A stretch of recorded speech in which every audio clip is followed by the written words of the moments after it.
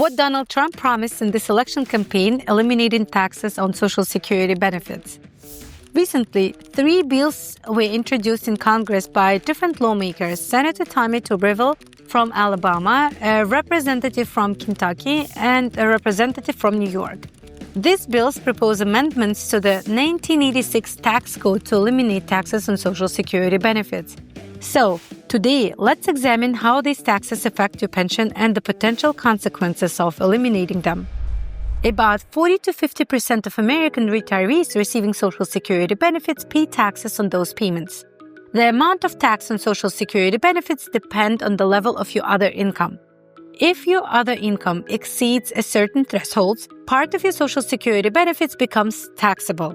For single filers, up to 50% of benefits may be taxed if your combined income exceeds $25,000 a year. If your income exceeds $34,000 a year, up to 85% of benefits can be taxed. For joint filers, these thresholds are higher, $32,000 and $44,000 respectively. This doesn't mean that you'll pay 50% or 85% on taxes on your Social Security. These percentages show how much of your Social Security benefits will be included in your taxable income. The actual tax amount depends on your tax rate. For example, imagine you're filing a loan and your combined income, including your pension and other sources, is $40,000 a year. This exceeds the $34,000 threshold, so up to 85% of your Social Security benefits could be taxed. Let's say that out of your total $20,000 in Social Security benefits, 85% or $17,000 becomes taxable.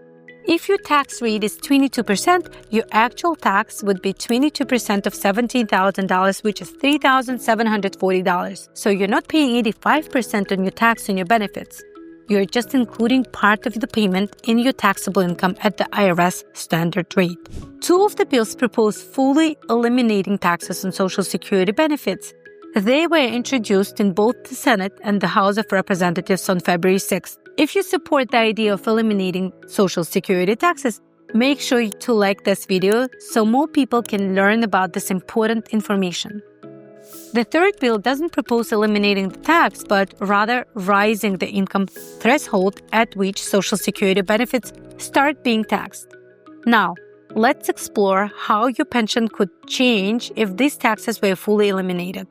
Will this truly benefit retirees, or is it just another political move that won't lead to a significant change? Before we dive deeper into this, I want to remind you that if you need help with creating the right retirement strategy or want to lower your tax obligations in the USA, feel free to reach out to my company, Tata Taxes, at 646-512-2142 or schedule a consultation using the link in the description. A study from the University of Pennsylvania shows that for most retirees, the changes won't be as significant as they might seem at first glance. The research looked at how this change would impact different groups of beneficiaries by income level. It turns out that for those with the lowest income, eliminating the tax wouldn't change their net income at all because Social Security benefits are taxed only after certain thresholds are surpassed. For the second group, the additional benefit would be only about $15 a year, while retirees with average incomes could keep around $340 annually. In the fourth group, the additional net income would increase by just over $1,100 a year. For retirees in the highest income group, removing the tax would bring an extra $1,625 to $2,450 a year. So does this mean that, as usual, lower income individuals won't see an increase in their pensions? Based on the thresholds, yes, because lower income individuals aren't paying this tax anyway. But is it fair to remove taxes from high income retirees who have earned their pension and now have to pay taxes on it again? I don't think it's fair. However, in the media, we're hearing a lot about how removing taxes on Social Security benefits will lead to the collapse of the system and accelerate its funding deficit much faster than expected. Given how the system is currently structured, this argument isn't unfounded. Studies show that removing taxes would reduce inflows into the trust fund by over $1 trillion in the next 10 years. For a program that's already facing financial difficulties, that's a huge sum. But I want you to think about another aspect. Who benefits from taxes not being eliminated? You may not be paying taxes on your Social Security now, but what will happen in 5 or 10 years? The threshold values have not been raised by a single dollar since 1986, when the law was passed. And back then, only 5 to 10% of retirees were paying these taxes. Now, it's 40 to 50%. I want us to think about this in this context. Imagine you've been paying taxes for years so that the government could build and maintain public parks where you can just go and relax. It was always free, and your taxes covered the expenses.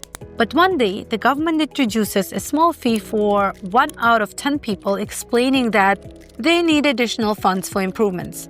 Most people think, oh well, that doesn't affect me. But over the years, the fee spread 2 out of 10 people, then 3, and eventually it affects everyone who goes to the park. If the authorities had introduced the fee for everyone right away, people would have rebelled.